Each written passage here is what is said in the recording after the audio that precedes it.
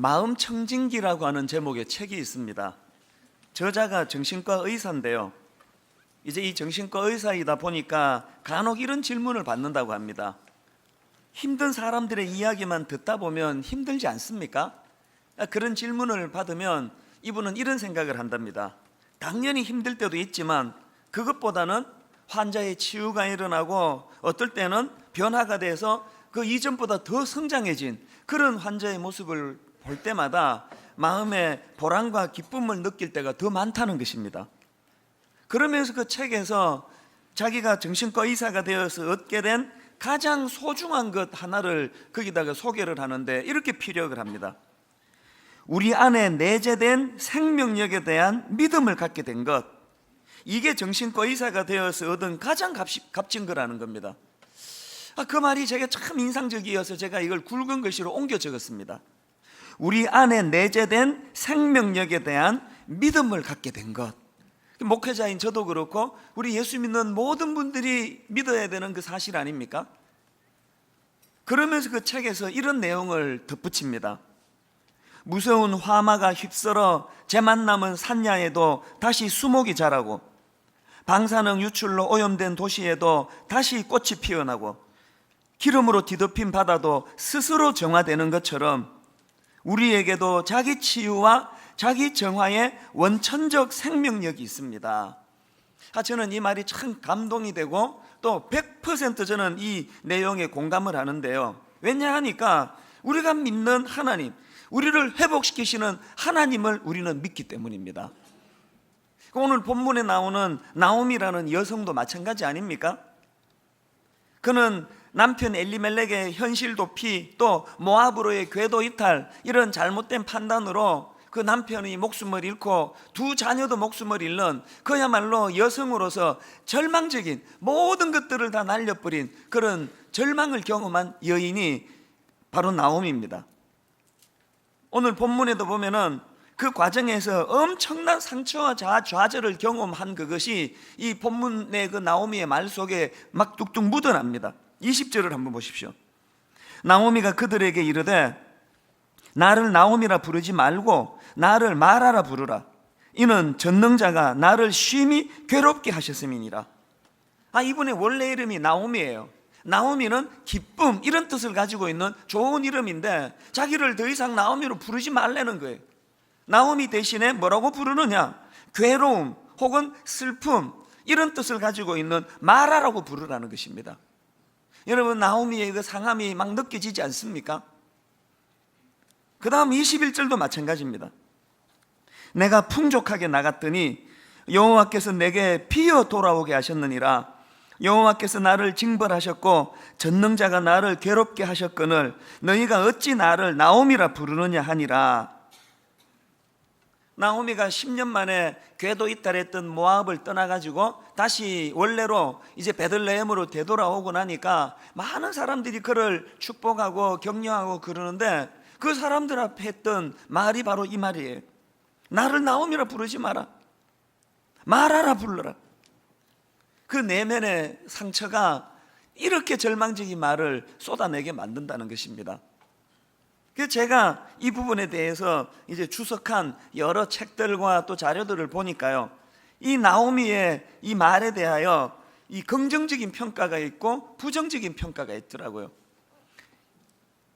부정적으로 평가하는 분들의 내용을 보니까 이제 나오미는 더 이상 고통의 모압에 거하는 것이 아니고 이제는 희망의 베들레헴으로 옮긴 거 아니냐. 하나님이 그를 다시 희망의 베들레헴으로 옮겼는데도 불구하고 나오미는 여전히 그 고통의 모압의 마음이 머물러 가지고, 그래서 소위 말하는 이 모압 컴플렉스, 이 모압 컴플렉스 때문에 하나님의 그 인도하심을 누리지를 못하고 저런 절망적인 말이나 한다, 이런 식으로 평가하는 거예요. 부분적으로 보면 일리가 있는 그런 분석이라고 생각합니다. 그러나 저는 종합적으로는 그 분석을 따르지 않습니다. 왜냐하니까요, 우리 인간은요, 컴퓨터에 무슨 USB나 디스켓하고 다른 존재예요. 이건 USB만 갈아 끼우면 금방 기쁨이 슬픔이 되고 그거 아니지 않습니까? 비록 고통의 모압 땅을 떠나기는 했지만 인간이라는 것은 여전히 그 모압에서의 상하고 찢겨진 마음으로 아파하는 그게 인간이에요. 그래서 어떻게 보면은 오늘 본문에서의 이 나오미의 찢어진 마음은 치유되어 가는 과정에서 반드시 거쳐야 되는 과정이라고 저는 생각을 합니다. 그런가 하면은 제가 이 나오미의 이 절망적인 신음소리를 긍정적으로 보는 이유가 또 있는데요, 이런 나오미의 부정적인 자기인식이 이게 영적으로 보면은 의미가 있는 일이라는 거예요. 어떤 의미가 있느냐, 두 가지로 제가 그 의미를 정리해 봤는데요, 여러분, 이 나오미의 이런 자기 연약함에 대한 아픈 고백이 이게 장차 그가 누리게 될 하나님의 치유하심에 유익하다는 사실이에요. 이게 무슨 말인가 하면은 마태복음 5장 3절에서 주님이 이런 말씀을 하십니다. 팔복 중에 하나입니다. 심령이 가난한 자는 복이 있나니 천국이 그들의 것이며. 헬라어로 보면 가난을 뜻하는 단어들 중에 이 페네스라는 단어가 있고 또 프토코스라는 단어가 있습니다. 이 페네스라는 단어는 이런 뜻입니다. 남은 여유가 없는 가난, 하루 벌어서 하루를 먹고 살아야 되는 가난, 다시 말해서 오늘 당장 노동을 하지 않으면 살아갈 수 없는 가난을 설명할 때 사용하는 단어가 페네스예요. 이 단어도 참 비참한 단어인데요, 이것보다 더 비참한 단어가 프토코스예요. 프토코스는 그야말로 누군가가 자기를 도와주지 않으면 일어설 수 없는, 누군가가 자기를 이렇게 세워주지 않으면 해결할 수 없는 절체절명의 가난을 설명하는 게 그게 프토코스입니다. 그런데 놀랍게도 마태복음 5장 3절에서 지금 예수님이 말씀하시는 그 가난은 페네스가 아니라 프토코스예요. 뭘 의미할까요? 주님께서는 우리가 이 정도로 절박하고 간절한 마음이 되어서 그 가난한 마음 때문에 하나님을 찾는 통로로 그 가난이 사용된다면 그 가난은 복된 것이다, 그런 말씀을 하시는 거예요. 그러고 보면 오늘 우리는 너무 마음도 부유하고 몸도 부유하고 경제도 부유해서 그래서 우리 영혼이 가난해진 이런 상황 아닌가, 그런 생각을 해보는 것입니다. 다윗이 쓴 시 중에서 그 하나님 앞에서 그 가난한 마음을 노래한 시가 있는데 시편 40편 17절입니다. 다윗이 이렇게 노래합니다. 나는 가난하고 궁핍하오나 주께서는 나를 생각하시오니 주는 나의 도움이시요 나를 건지시는 이시라. 나의 하나님이여 지체하지 마소서. 지금 다윗이 자기의 가난과 궁핍을 노래하고 있는데, 그런데 놀라운 것은 이 시의 배경이에요. 이 시의 배경이 어떻게 되느냐 보니까, 여러분, 이 시는요, 사울 왕이 길보아 전투에서 패하고 그리고 목숨을 잃는 사건이 일어난 그 다음에 쓴 시라는 겁니다. 뭘 의미하는지 아시죠? 그렇게 집요하게 자기를 죽이려던 원수가 죽었습니다. 그렇게 안개처럼 자기 인생이 불투명했는데 그 안개가 거두어지고 이제 위대한 다윗 시대가 도래하는 그런 상황이에요. 그런 가슴 벅찬, 그런 놀라운 자기 시대가 도래하는 그 상황 앞에서 하나님 앞에 뭐라고 노래합니까? 하나님, 그럼에도 불구하고 나는 여전히 하나님 앞에서 가난한 존재입니다. 여전히 나는 하나님의 도우심 없이는, 하나님의 건져주시는 은혜가 없이는 나는 살 수 없는 존재입니다. 그것을 노래하고 있다는 거예요. 오늘 우리에게 결핍된 마음 아닙니까? 교회를 개척하고 성도들이 몇 안 모일 때는 너무나 절박하게 하나님 앞에 매달려 새벽마다 기도하면서 나를 도우소서 도우소서 기도하다가 성도가 좀 모이고 교회가 커지면은 언제 그랬냐는 듯이 그냥 목에 힘이 들어가는 게 이게 인간의 본능 아닙니까? 사업이 잘 안 될 때는 그렇게 절박하게 가난한 마음으로 하나님 앞에 나와 눈물로 기도하다가도 사업이 좀 풀리면 언제 그랬냐는 듯이, 이게 우리 인간 아닙니까? 수능시험이 다가오는데 정말 기가 막힌 게 그거예요. 막 수능시험 전날까지 막 본당 다 찹니다. 주야, 우리 딸 무슨 대학 그러다가 수능시험 딱 끝나면 그 다음날 싹 빠져나갑니다. 그 가난한 마음은 다 어디로 가버리고. 우리는 이런 점에서 다윗에게 배워야 돼요. 하나님께서는 우리에게 이 가난한 마음을 원하신다는 거예요. 나오미가 가진 그 가난한 마음은 그 영혼을 위해서 절대로 이게 나쁜 게 아니라는 거예요. 이런 면에서 본다면 마이클 호튼이 쓴 약함의 자리라는 책에도 비슷한 내용이 나오는데 참 명언이 하나 있습니다. 한번 들어보십시오. 우리의 약함은 하나님께서 당신의 능력을 보여줄 수 있는 기회가 된다. 야, 이 멋진 말 아닙니까? 우리의 약함은 하나님께서 당신의 능력을 보여줄 수 있는 기회가 된다. 여러분, 이런 면에서 본다면 이 나오미의 처절한 자기선언, 자기의 그 절망적인 상황을 고백하는 그것이야말로 추후에 하나님 은혜를 누리게 될 사람들이 반드시 가져야 되는 그 가난한 마음, 이 프토코스의 상태라는 것입니다. 그래서 이 나오미의 그 처절함이 귀하다는 거예요. 그런가 하면은 두 번째로 본문에서의 이 나오미가 귀한 게 뭐냐 하면은요, 여러분, 나오미는 지금 자기 자신이 그렇게 비참한 자리에 빠진 이유를 이렇게 분석합니다. 자신의 잘못과 죄의 결과이다. 나 자신의 잘못과 내 죄의 결과로 이런 비참한 자리에 빠지게 되었다. 나오미는 그걸 고백하는 거예요. 21절을 다시 한번 보십시오. 내가 풍족하게 나갔더니 여호와께서 내게 비어 돌아오게 하셨느니라. 여호와께서 나를 징벌하셨고, 나오미는 지금 자기 자신의 범죄함으로 그래서 하나님의 징벌, 하나님의 징계를 받아서 이런 절망적인 자리에 빠져있다, 그렇게 자기 인식을 고백하는데요.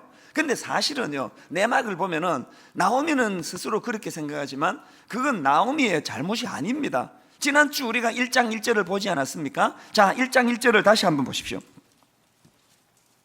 사사들이 치리하던 때에 그 땅에 흉년이 드니라.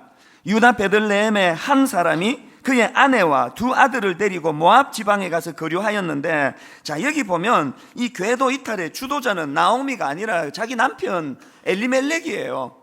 주도를 남편이 했고 따라가자 그러니까 따라간 것 뿐이에요. 여러분, 이런 상황이라면 얼마든지 자기 남편에게 책임 전가할 수 있는 거 아닙니까?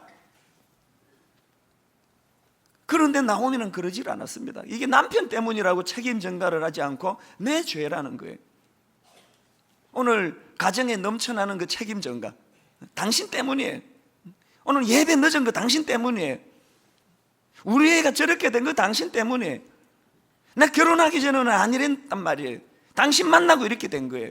오늘 가정에 넘쳐나는 이 책임 전가, 오늘 교회 안에, 오늘 이 사회 안에 넘쳐나는 신문만 펼치면 나오는 이 책임 전가,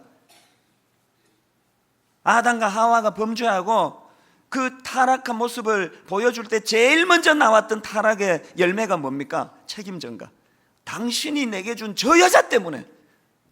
근데 여러분, 저는 이 본문 속에서 무서운 진리 하나를 발견하는데요, 여러분, 이 책임 전가는 내 영혼의 회복에 도움이 안 된다는 사실이에요. 나오미처럼 내 죄입니다. 내 죄의 결과로 이런 끔찍한 일을 당하고 있습니다. 저는 분당 우리교회 모든 성도님들이 여러분 가정에서 책임 전가가 아니라 나오미와 같이 그렇게 하나님 앞에 자기의 죄를 고백하며 회복을 꿈꾸는 그런 여러분들 되시기를 바랍니다. 제가 나오미의 태도를 이렇게 긍정적으로 생각하는 이유가 바로 여기에 있는 것입니다. 그래서 이제 장차 나오미는 엄청난 하나님의 그 회복의 은혜를 누리는데요, 근데 중요한 게 뭐냐 하면 나오미의 이런 행동들 때문에 그가 회복된 건 아니라는 거예요. 물론 나오미도 귀했지만 나오미의 치유와 회복의 결정적인 열쇠는 하나님이 쥐고 계세요. 하나님의 주권, 자격 없는 자에게 주시는 하나님의 은혜. 자, 그렇다면은 하나님께서는 그 절망적인 나오미에게 어떤 은혜를 주셨나? 제가 두 가지 이 부분을 생각했습니다. 하나님께서는 나오미가 다시 회복의 자리로 돌아올 수 있도록 그 회복을 위한 절대 필요 요소 두 가지를 준비했는데, 첫째가 뭐냐? 여러분, 하나님께서는요, 나오미를 인격적으로 축복해 줄 좋은 주변 사람들을 허락해 주셨다는 사실입니다. 19절을 보십시오. 이에 그 두 사람이 베들레헴까지 갔더라. 베들레헴에 이를 때에 온 성읍이 그들로 말미암아 떠들며 이르기를 이가 나오미냐 하는지라. 김지찬 교수님이 구약학자 아닙니까? 이분이 쓴 이 주해를 보니까요, 여기 나오는 이 떠들다라는 이 표현은 원어적으로 보면 기쁜 마음으로 외치는 소리다, 그렇게 볼 수가 있다는 것입니다. 그러니까 지금 나오미가 10년 만에 이제 고향으로 돌아온 거예요. 금이 환영했습니까? 아닙니다. 비참한 상태로 돌아온 거예요. 그랬는데도 고맙게 그 주변 사람들이, 원어로 보면은 이게 여성 명사예요. 그 여자분들이 나와가지고 나오미를 기뻐하고 반가워하고 환영하고 축복하고 그렇게 하고 있는 거예요. 이런 모습은 14절에도 볼 수 있는데요. 자, 4장 14절입니다. 여인들이 나오미에게 이르되 찬송할지로다 여호와께서 오늘 내게 기업 물을 자가 없게 하지 아니하셨도다. 이 아이의 이름이 이스라엘 중에 유명하게 되기를 원하노라. 룻이 보아스와 결혼해가지고 아기를 낳으니까 주변 사람들이 마치 자기 일처럼 이렇게 기뻐하고 축복한다는 거예요. 17절도 마찬가지예요. 그의 이웃 여인들이 그에게 이름을 지어주되 나오미에게 아들이 태어났다 하여 그의 이름을 오벳이라 하였는데 그는 다윗의 아버지인 이새의 아버지였더라. 너무나 아름다운 공동체 아닙니까? 지난주 말씀드렸죠. 룻기의 배경은 사사기예요. 사사시대는 어땠는지 말씀드렸지 않습니까? 하나님을 마음에서 몰아내고 왕이 없던 시대예요. 지 소견에 오른 대로 하는 시대예요. 그러다 보니까 사사시대는 타인들에 대해서 몰인정하고 무자비하고 자기 욕망을 위해서라면 사람 죽이는 일까지 서슴지 않고 행하던 그런 삭막한 시대가 사사시대인데, 여러분 그런 사회 안에서 이 아름다운 공동체가 있다는 거예요. 저는 분당 우리 교회가 그런 공동체가 되었으면 좋겠습니다. 우리 교회가 개척할 때 내걸었던 슬로건이 뭡니까? 함께 울고 함께 웃는 분당 우리 교회. 그래서 저는 오늘 이 설교를 준비하다가 경조부 담당 목사님한테 물어봤습니다. 지금 경조부가 좀 어떠냐? 너무나 감동적인 메일을 보내왔습니다. 여러분 지금 경조부요, 함께 울고 함께 웃는 이 정신으로 슬픔을 당한 우리 가족들, 누군지도 모르는 분들이 태반이에요. 그런 분들을 위하여 섬기고 있는 우리 경조부 가족들이요, 정식 멤버가 575명, 거기다가 장례 참석 캠페인에 동참한 성도님들이 1275명, 경조부에서 지금 합해서 1850여 명이 함께 섬기고 함께 울고 함께 웃는 이 일을 행하고 있다는 것입니다. 오늘 저는 여러분들이 은혜 받으시고 우리 교회 경조부 게시판에 들어가셔서 이 기쁨에 더 많은 성도님들이 동참하는 그런 은혜가 있었으면 좋겠습니다. 다음 주일부터 시작되는 새세명 축제도 마찬가지예요. 초청돼 오신 분이 뭐 자리에 앉자마자 막 하나님 발견하고 하나님 음성 듣고 그랬으면 좋겠습니다만, 여러분 그런 일이 잘 일어나지 않는다 하더라도 오늘 초청돼 오신 분들이 이 교회에 들어와서 가장 먼저 느끼는 게 이 교회 공동체의 따뜻함이기를 바랍니다. 함께 울고 함께 웃는 이 사랑의 공동체, 우리 교회가 반드시 회복해야 될 공동체의 모습이라고 생각합니다. 그런가 하면 두 번째로 하나님 앞에서 나오미가 누렸던 복이 뭡니까? 하나님이 어떤 일을 행하셨습니까? 여러분, 하나님께서 나오미에게 견인해 주시는 하나님의 인도하심을 누리게 해줬다는 거예요. 지난 특세 시간에도 말씀을 드렸습니다만, 나오미가 궤도를 이탈해가지고 엉뚱한 땅 모압에서 고통하고 있을 때 하나님께서는 슈브 돌아오라 이 사랑의 메시지를 끊임없이 들려주셨다는 거예요. 그래서 여러분, 나오미의 회복의 첫 출발은요, 이 하나님의 사랑의 슈브, 하나님의 사랑에 돌아오라 그 음성이 들려지는 것에서부터 회복의 첫 출발이 이루어졌다는 거예요. 오늘 여기 이렇게 일이 안 풀리고 이렇게 인생이 허무하고 가을만 되면은 괜히 울적하고 옛날 남자 생각나고 막 이상한 생각이 자꾸 나고 이런 분들이 계시면, 여러분 그게 영혼이 허해서 그래. 보약 지어 먹어서 될 게 아니고 이 하나님의 슈브 돌아오라 이 하나님의 배려의 음성이 이 가을에 들려지게 되기를 바랍니다. 이런 맥락에서 보면 1장 6절 말씀은 마찬가지예요. 6절에 보니까 그 여인이 모압 지방에서 여호와께서 자기 백성을 돌보시사 그들에게 양식을 주셨다 함을 듣고 이에 두 며느리와 함께 일어나 모압 지방으로 돌아오려 하여, 이 듣고 돌아오려 하여의 이 법칙에 무슨 말씀이 들려졌나? 여호와께서 자기 백성을 돌보시사. 그런데 여기 나오는 이 돌보시사를 원어로 보니까 방문하여라는 이런 뜻이에요. 뭘 의미합니까? 하나님께서는 그들 삶을 돌아보시고 그들의 삶에 개입하시고 그들의 삶 속에 하나님의 이 개입하심이 있었기 때문에, 나오미가 그 자기 인생에 개입하신 하나님의 은혜를 누렸기 때문에 회복이 일어났다는 거예요. 저는 여러분 인생에 하나님의 개입하심이 있기를 바랍니다. 이런 맥락에서 보면 20절에서 나오미의 이 처절한 고백이요, 나오미가 그들에게 이르되 나를 나오미라 부르지 말고 나를 마라라 부르라. 이는 전능자가 나를 심히 괴롭게 하셨음이니라. 여러분, 이건 부정적인 말이 아니에요. 나오미를 괴롭히시는 하나님. 여러분 생각해 보세요. 나오미는 10년의 세월 동안 상징적으로 하나님을 떠나 있습니다. 궤도를 이탈했습니다. 그렇게 하나님을 떠난 생활 10년 동안에 하나님이 한 번도 그에게 개입하지 않으시면 나오미는 하나님의 사람이 아니에요.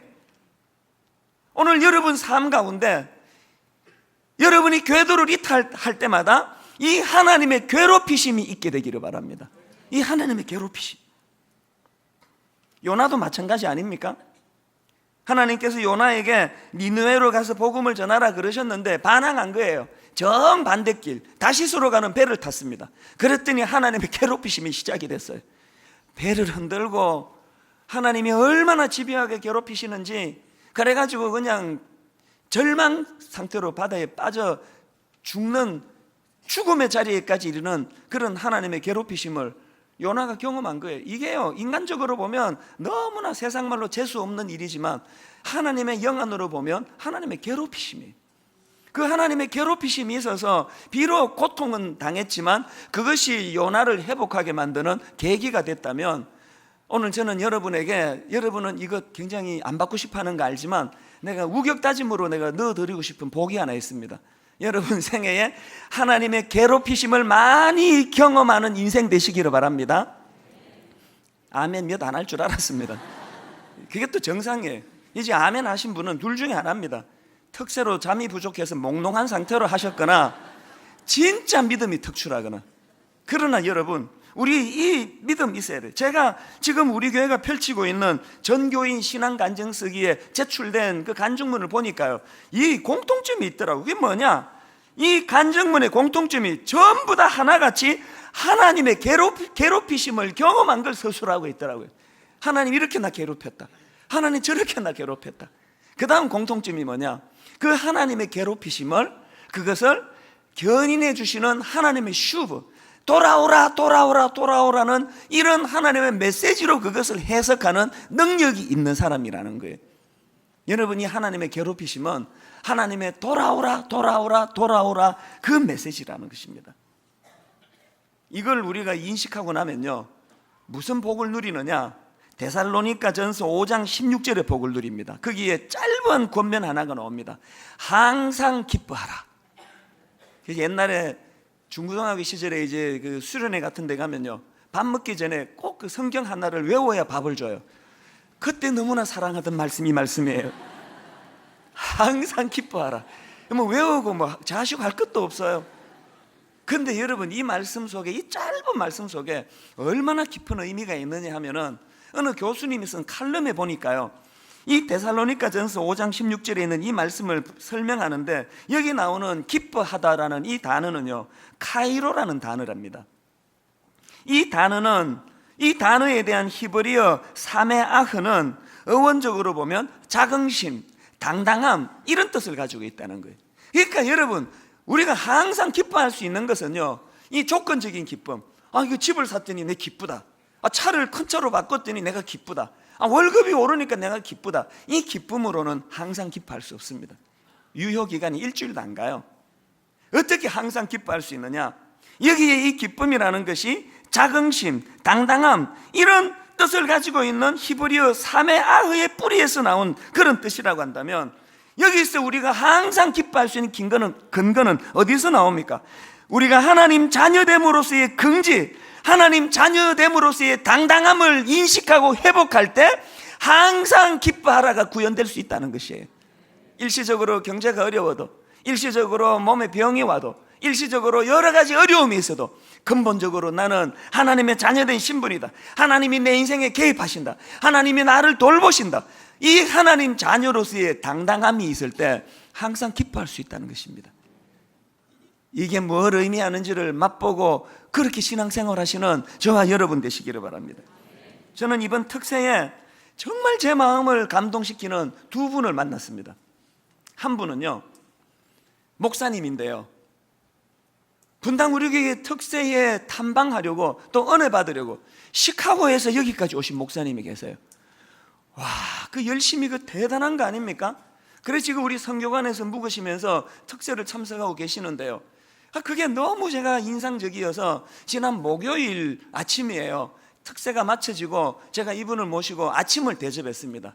엄청난 식사를 대접했는데 콩나물 그 해장국, 그 콩나물 국밥을 제가 대접해 드렸는데요. 모시고 가서 이제 콩나물 국밥을 같이 이렇게 나누면서 이렇게 먹고 있는데 이분이 자꾸 반복해서 하시는 말씀이 이렇게 이야기하시는 거예요. 자기가 오늘 특세를 참석하고 충격을 받았다는, 새벽 3시 반부터 성도들이 몰려와가지고 은혜를 누리고 그렇게 눈물 콧물 흘리며 기도하는 그 모습을 보고 충격을 받았는데 무슨 이야기를 하시는가 하니까 제가 목회하는 우리 교회 성도들이 너무 불쌍합니다. 한 번만이 아니고 몇 번이나 그 말씀을 하시는 거예요. 그게 너무너무 겸손하게 제 마음에는 귀하게 들리는 거예요. 저는 그동안 목사님들이 이렇게 말씀하시는 거 몇 번 들었습니다. 이 강팍한 성도를 만나가지고 내 인생이 불쌍하다, 그렇게 말하는 목사님들 몇 번 봤습니다. 이렇게 강팍한 인간들을 만나가지고 저 아닙니다. 이런 목회하는 내가 불쌍하다, 그런 목사님은 내가 한두 번 들어봤어도요, 자기의 연약함을 낯선 목사 앞에서 고백하면서 나 같은 무능한 목사 만난 우리 성도들이 불쌍하다, 그 얘기를 하는데 마음이 찡하더라고요. 여러분, 한국 교회가요 타락하고 변질된 목사만 있는 거 아닙니다. 이름 없는 이런 자기 지역에서 이렇게 진실하게 자기를 괴로워하면서 그렇게 목회하는 목사님들이 이 땅에 얼마나 많은지 몰라요. 그날 그 식사를 하면서 마음이 너무 감사하더라고요. 그 교회를 위해서 막 축복 기도가 나오는데 그게 특세 때 제가 참 마음이 감사했던 한 만남이고요.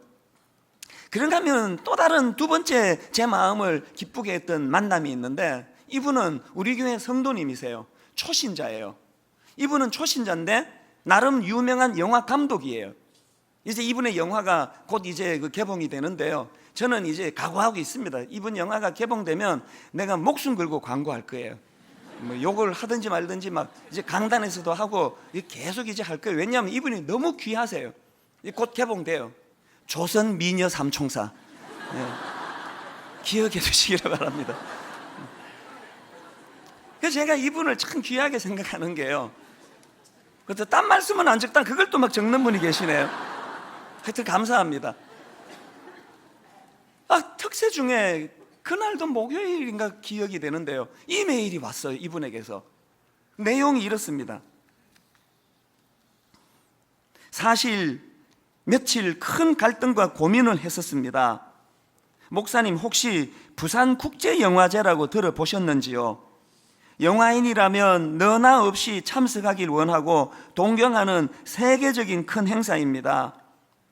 더군다나 일반 들러리 게스트가 아니고 자기 작품을 가지고 참여하는 VIP로 초대가 되면 특급 호텔에, 의전에, 파티에 그야말로 폼나고 끝내주는 자리가 되는 것이죠. 그래서 다들 자기 작품들을 가지고 참석하려고 합니다. 근데 다행히 이분에게 VIP 초청이 왔다는 거예요. 얼마나 기쁘겠습니까? 그 다음 내용입니다. 다행히 저는 이미 오래전에 초대되었었고 이 참외 아내에게도 구경도 시켜줄 겸 같이 가자고 잔뜩 자랑도 해놓고는 한참 들떠 있었습니다. 그런데 깜짝 놀랐습니다. 그날이 특세 날짜와 딱 겹치는 것이 아닙니까? 여러분, 이게 초신자가 고민할 내용입니까? 사랑하는 묵은 신자 여러분, 대답 좀 해보세요. 이게 갈등할 내용입니까? 당연히 그 부산에 가야 되는 거지. VIP로 초청받았는데 이까지 특세가 뭐라고 초신자가 이것 가지고 갈등을 하느냐고요. 그랬는데 이분이 참 너무 감사한 게요, 자, 그 다음 한번 들어보세요. 저희는 고민 없이 특세를 선택했습니다. 사랑하는 묵은 신자를 위해서 한 번 더 읽어드립니다. 저희는 고민 없이 특세를 선택했습니다. 그건 너무 당연한 거니까요. 그런데 고민은 그게 끝이 아니었습니다. 돌아오는 5일에 있을 배급사 주간 행사는 꼭 참석해야 한다는 거절하기 곤란한 연락이 온 것입니다. 그나마 다행스럽게도 그날이 토요일이라 특세 마치고 바로 가면 일요일 예배까지는 충분히 돌아오겠다 싶어서 가겠다고 쿨하게 대답했지요. 초신자니까 이게 뭐 용어부터가 얼마나 내게 감동이 되는지 몰라요. 그 다음에 이렇게 이야기를 합니다. 하지만 쿨하긴커녕 그때부터 엄청난 고민이 시작되었습니다. 이분이 그렇게 결정해놓고 이게 하나님의 뜻인가 계속 고민하고 있었다는 거예요. 밤 늦게까지 고민을 했는데 이분 말에 그 다음날 아침 설교 시간에 제가 이렇게 설교했답니다. 여러분 생애에 단 한 번만이라도 하나님 때문에 뭘 포기해 본 적이 있습니까? 전 기억이 안 나는데 그렇게 설교했대네요. 참 제가 잔인한 사람이에요. 이분이요 그 설교를 딱 들으면서 이거 하나님 음성이다 포기했답니다. 그걸 제가 그게 너무 안타까워가지고요 이분에게 전화를 했어요. 메일을 보냈습니다. 이렇게 답을 보냈습니다. 급히 몇 자 적습니다. 제 생각에는 부산영화제 다녀오시면 좋겠습니다. 이미 형제님의 중심을 하나님께서 아시니까 특세 현장에 있으나 부산영화제에 있으나 같은 마음으로 하나님께서 받으실 것입니다. 그러니 꼭 다녀오세요. 제가 그렇게 권하고는요 이것도 안 읽을까봐 마음이 급해서 전화를 했어요. 전화해가지고 거기 꼭 가시라고. 왜 그 귀한 자리를 안 가느냐고. 가시는 게 좋겠다고. 그렇게 전화를 드리니까 이분이 느긋하게 전화를 받으세요. 목사님 이미 안 가기로 마음에 다 결정을 했습니다. 제가 지금이라도 생각을 바꾸고 가시라고. 안 가겠다는 거예요. 그러지 말고 가시라고. 안 가겠다는 거예요. 이 지금 누가 목사고 누가 초신자인지 지금 헷갈리는 거 아닙니까? 제가 그분과 그 통화를 하고 나서요 이게 하나님께서 이 묵은 신자 이찬수 목사를 각성시키기 위해서 이분을 보내주시는 거구나. 오늘 여기 모태신앙 오래 예수 믿으신 분들, 자 여러분 이 감독님이요 이 정신 나간 사람이 아니에요. 얼마나 똑똑합니까? 얼마나 유능합니까? 이분이 그냥 개념 없이 그냥 그렇게 합니까?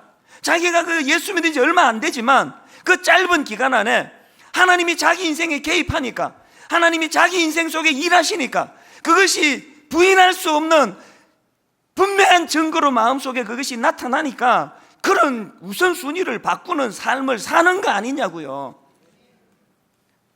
여러분 저는 진짜 여러분 잘 되기를 원합니다. 진심이에요. 그래서 여러분 저는요 시편 30편 10절 11절 말씀이 정말 여러분 인생에 구현되기를 바랍니다. 여호와여 들으시고 내게 은혜를 베푸소서. 여호와여 나를 돕는 자가 되소서 하였나이다. 그 다음 보세요. 주께서 나의 슬픔이 변하여 내게 춤이 되게 하시며 나의 베옷을 벗기고 기쁨으로 띠띠우셨나이다. 정말 여러분 인생에 이런 일이 일어나기를 바랍니다. 오늘 여러분 슬픔이 변화해서 여러분 춤이 되게 하시는 하나님을 누리게 되기를 바랍니다. 여러분 슬픔의 상징인 베옷을 벗어던지게 하시는 하나님, 그 베옷을 벗어던지고 기쁨으로 띠띠우시는 이 하나님을 좀 누리는 인생이 되시기를 바랍니다. 그러려면 어떻게 해야 됩니까? 이 초신자 감독이 누리는 하나님의 개입하시는 인생, 하나님이 주관하시는 인생, 옆길로 가면 하나님이 괴롭히시는 인생, 기어이 그를 쳐서 원래의 자리로 되돌려주시는 이 하나님의 일하심을 경험하는 그런 인생이 되시기를 바랍니다. 저는 이번 특세에서 첫날의 이 찬양을 잊을 수가 없습니다. 하늘의 문을 여소서, 이곳을 주목하소서, 주를 향한 노래가 꺼지지 않으니 하늘을 열고 보소서. 세상에 그날 첫날요 5천 몇백 명이 이 좁은 공간에 바글바글 모여가지고 인터넷까지 수천 명의 성도들이 그 새벽에 하늘의 문을 열어주시고 하나님의 영광과 능력이 나타나기를 원한다고 갈망하며 그렇게 부르짖었더니요 지난 엿새 내내 하루도 빼지 않고 제 목 상태를 지금 한번 보세요. 여러분 제 건강 상태를 한번 보세요. 하루 벌어 하루 먹는 사람처럼 매일매일 설교로 진액을 다 쏟으면서 목을 새벽마다 2시간씩 그렇게 썼는데 평상시보다 더 건강하도록 더 말짱한 목을 가지고 노래하도록 이렇게 주시는 그 하나님, 이 하나님의 개입하심을 매 특세마다 저는 경험하고 누리는 거예요. 어떻게 이 하나님을 찬양하지 않겠습니까? 다음 주부터 시작되는 특별 새벽 새생명 축제 때 먼저 우리가 여러분이 슬픔의 옷을 벗어던지게 하시고 기쁨의 옷을 입혀주시는 이 하나님을 우리가 경험하고요, 그 기쁨을 가지고 누군가에게 손을 내밀어야 되는 것입니다. 지난 특세 때 불렀던 이 찬양을 같이 한번 부를 때 여러분 정말 간절히 사모하면서 그 초보 신앙인 그 감독에게 임하신 그 하나님 저에게도 임하기를 원합니다. 갈망하면서 이 찬양 부르기 원합니다. 하늘의 문을 여소서, 이곳을 주목하소서. 하늘의 문을 여소서, 이곳을 주목하소서. 여러분 사모하십시오. 주를 향한 노래가 꺼지지 않으니 이 예배 가운데 하나님께 기도합니다. 하늘을 열고 보소서. 뭘 봅니까? 기뻐 주님을 찬양하는 우리의 모습이요. 이곳에 임재하소서.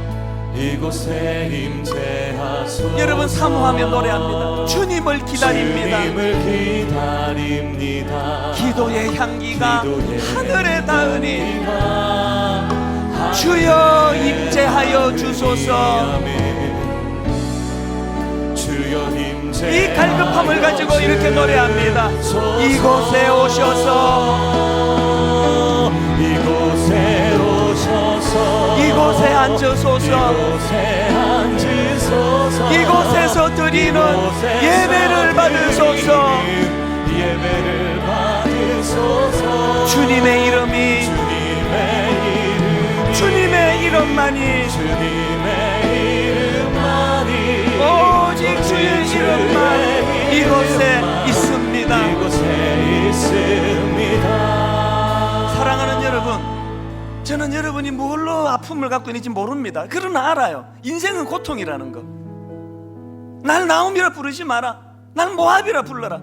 난 더 이상 기쁜 인생 아니다. 나는 고통이다. 이렇게 아파하는 분 여기 계시다면요, 저는 여러분들이 진실로 시편 30편의 말씀이 구현되기 원합니다. 주께서 나의 슬픔이 변하여 내게 춤이 되게 하시며 주께서 나의 베옷을 벗기고 기쁨으로 띠띠우셨나이다. 이 은혜를 누리시기를 원하는데요, 그러시려면 영적으로 우리가 이 우둔하면서 깨어나야 됩니다.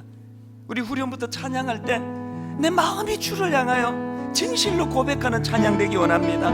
이곳에 오셔서, 이곳에 앉으소서. 이곳에 오셔서, 이곳에 앉으소서. 이곳에서 드리는 예배를 받으소서. 여러분 갈망하십시오. 주님의 이름이, 주님의 이름만이, 오직 주의 이름만 이곳에 있습니다. 이곳에 오셔서, 이곳에 앉으소서. 이곳에서 드리는 예배를 받으소서. 주님의 이름이, 주님의 이름만이, 오직 주의 이름만 이곳에 있습니다. 우리 가사를 생각하고 말씀 생각하며 합심해서 같이 기도하십니다. 살아계신 하나님 아버지, 나를 말하라 부르지 말고, 나를 나오미라 부르지 말고 말하라 불러라. 나는 더 이상 기쁨의 인생이 아니다.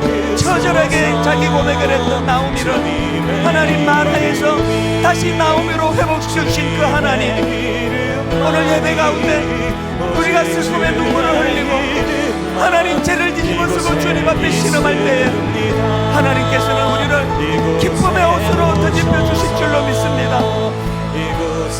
주께서 나의 슬픔이 변하여 내게 춤이 되게 하시며 주께서 나의 베옷을 벗기고 기쁨으로 띠띠우셨나이다. 아름다운 이 고백을 주님께 드리는 저희들이 되기를 원합니다. 우리의 상함을 아시는 주님, 모압에서 절망하고 있던 나오미를 불러내어 베들레헴으로 회복시켜 주시는 그 하나님, 그 하나님의 은혜가 우리 안에 예배 가운데 일어나게 하여 주시옵소서. 주님을 사랑합니다. 주님을 사모합니다. 주님을 갈망합니다. 그 은혜를 주옵소서. 하나님 아버지, 예배 가운데 임하시는 주님을 갈망하는 자들마다 이 은혜를 하나님 허락하여 주시옵소서. 계속 기도하시고 계속 기도하시고 입술로 고백합니다. 이곳에 오셔서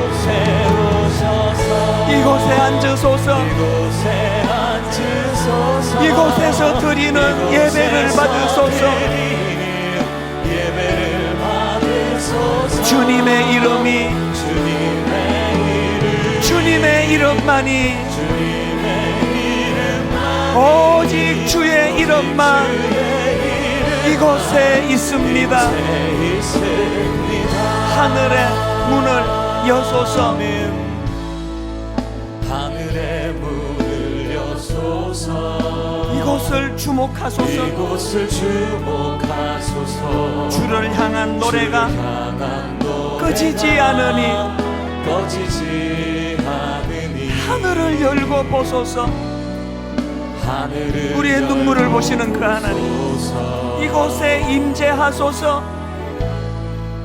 이곳에 임재하소서. 주님을 기다립니다.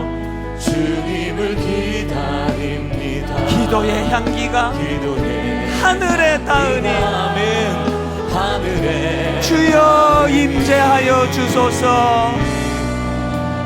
우리 다 자리에서 일어나셔서 마음을 다하여 이렇게 선포합니다. 이곳에 오셔서 이곳에 앉으소서. 이곳에서 드리는 예배를 받으소서. 주님의 이름이 주님의 이름만이 오직 주의 이름만 이곳에 있습니다. 여러분, 그 주님을 찬양하며 영광을 돌려드립니다. 하나님께 영광,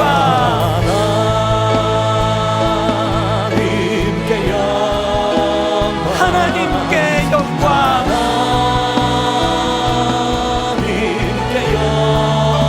하나님께 영광. 날 사랑하신 주,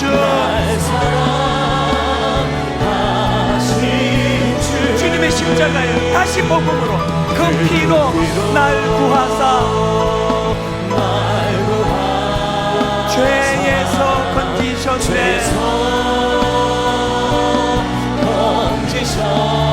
하나님께 영광. 날 사랑하신 주,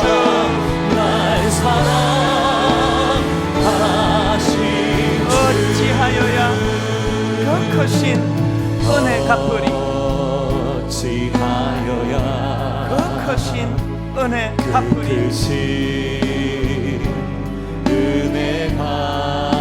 무슨 말로써 그 사랑 참 감사하니요. 여러분, 우리를 향한 하나님의 은혜가 감격해서 하늘의 천군 천사라도 나의 마음 모르리라. 여러분이 감격이 있으십니까? 나 이제 새 생명이 있음은 주님의 은혜라. 온 마음을 다하여 하나님께 영광,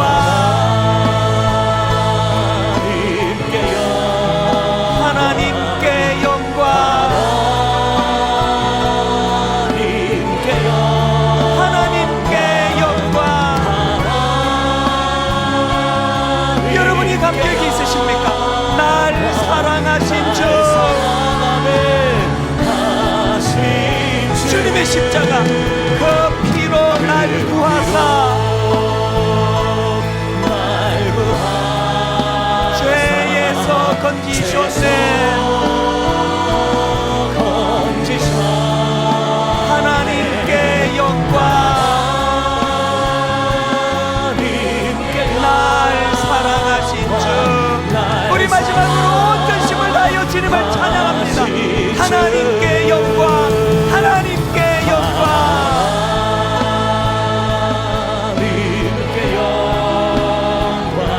하나님께 영광.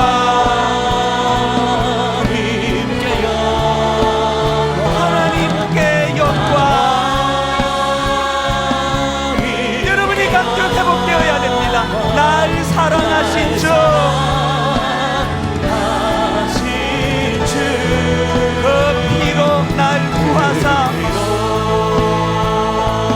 날 구하 죄에서 건지셨네. 건지셔 하나님께 영광. 하나님께 영광 날 사랑하신 날 주. 사랑하신 주 주께서 나의 슬픔이 변하여 내게 춤이 되게 하시며 나의 베옷을 벗기고 기쁨으로 띠띠우셨나이다.